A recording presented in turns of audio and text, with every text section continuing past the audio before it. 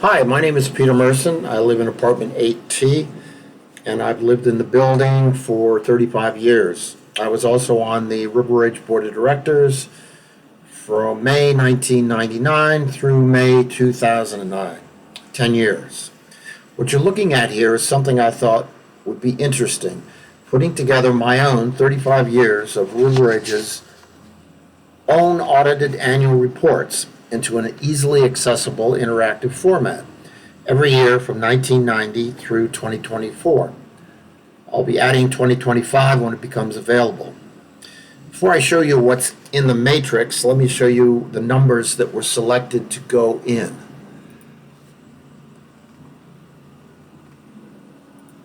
Okay, here's the glossary of items which are included. On the left-hand side, there's 8 income items over 35 years.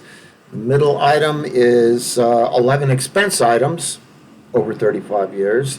And the right column are capital expenditures from the cash flow statement, cash and equivalents from the balance sheet, reserve fund from the balance sheet, and mortgage principal payments from the cash flow statement. Every one of these 23 items has its own row in the matrix and its own 35-year trend chart. All 35 years of the audited annual reports are right here if you'd like to go back and look at the actual source documents themselves.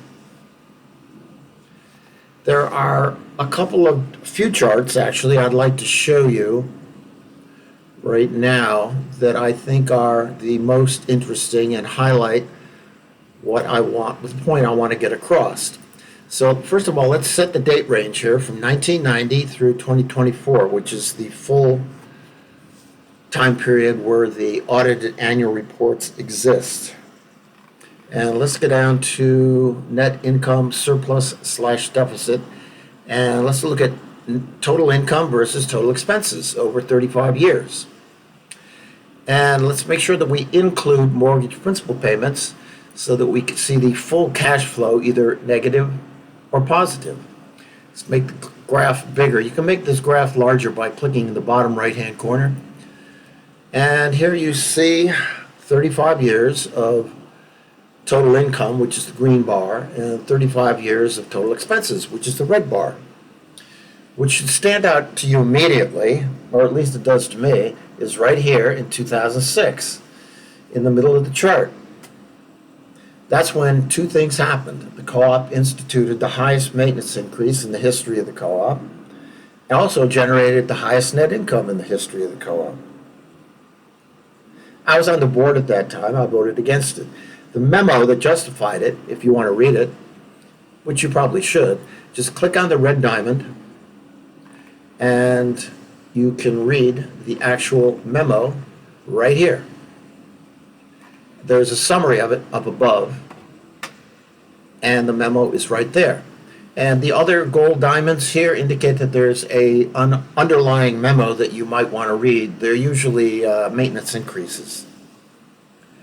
And if you net the total income and total expenses and look at this in a different format, which is a bar chart over 35 years, it looks like this. And 2006 is right here. At that time, again, the largest maintenance increase in the history of the co-op generated the highest net income. And you'll note that we have another record high in 2009, another record high in 2013, and there's a lot of positive green bars here. And I would refer to that as excess maintenance fees, meaning cash over and above what's necessary to run the co-op. And if you add up all the green bars and the one red bar here, 19 of them from 2006 to 2024, that adds up to $4.2 million in excess maintenance fees collected during these 19 years.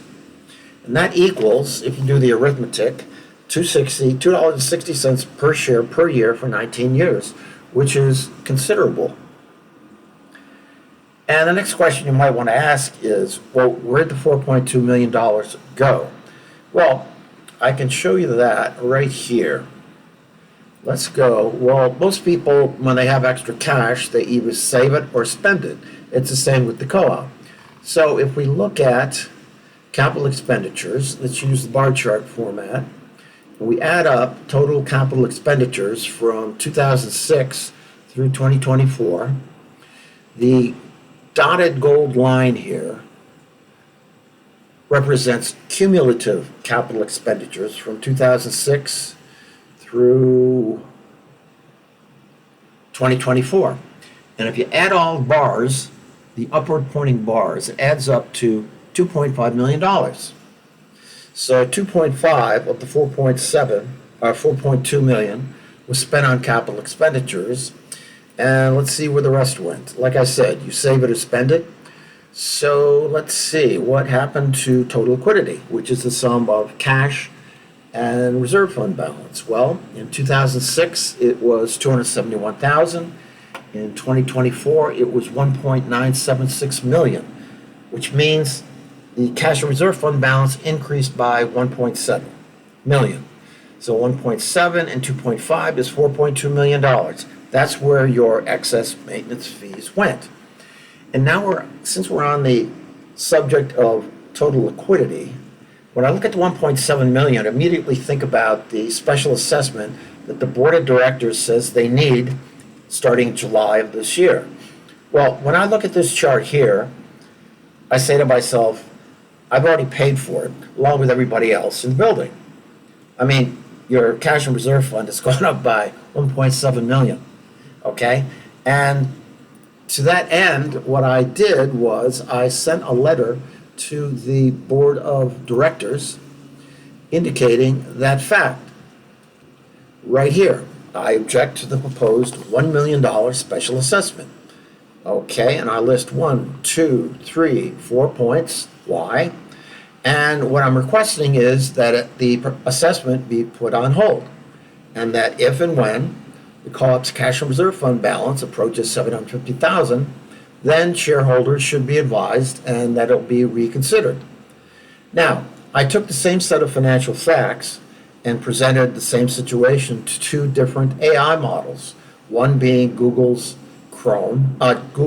Gemini, and one being Microsoft Copilot. And their responses were the same. This one is from Google Gemini. Their opinion on the proposed $1 million assessment. Their opinion was, it's not necessary. It's the opinion of Copilot from Microsoft. Their opinion was also, it's not necessary at this point. So you can read through this if you'd like. And at the annual meeting, I'll be introducing a motion to put the special assessment on hold. So if you agree with me, you can second my motion, and then again, if after having read through these items, if you agree with me, you can vote in the affirmative.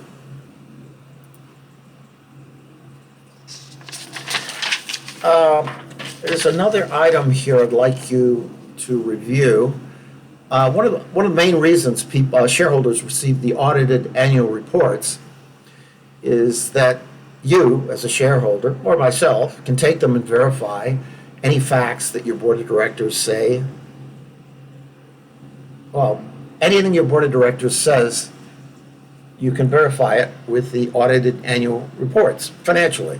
I've taken two occasions here where the audited annual reports don't agree with what the board of directors have stated. And there's a long list of details here. You can read them if you care to. I submitted two written requests to the board of directors and the management company asking for explanations of both of them, and I never received a response. So that's about it. Oh, there's one other thing here. Probably most of you don't realize it, but since 2023, there have been 3 maintenance increases announced. 9% in 2004, 1.5 in 2005, and 4% in 2006. Plus, parking fees were increased 25%. Now, if you add those all together, it adds up to $250,000, which is a considerable amount of money. And you have to think about that in terms of the special assessment. If you have this amount of money in maintenance increases already coming into the co-op, you should be fairly easily able to replenish any amount of depletion due to the current construction fairly quickly and fairly easily. So just keep this in mind when you read through my assessment notice here, objecting to it. And I'll see you at oh, and by the way, feel free to go to the matrix and play around with it in any way you want. There's a super price index overlay here that you can use to measure your expenses or income against. You should, it's very helpful when you trying to measure something. Gives you a yardstick to use. So again, just play around with the matrix. You can't break it. You can check your own individual apartment here if you'd like to also. Click 8T, that's me. I'll click on my unit view on, and those are my individual expenses. So take your time and see you at the annual meeting. Bye.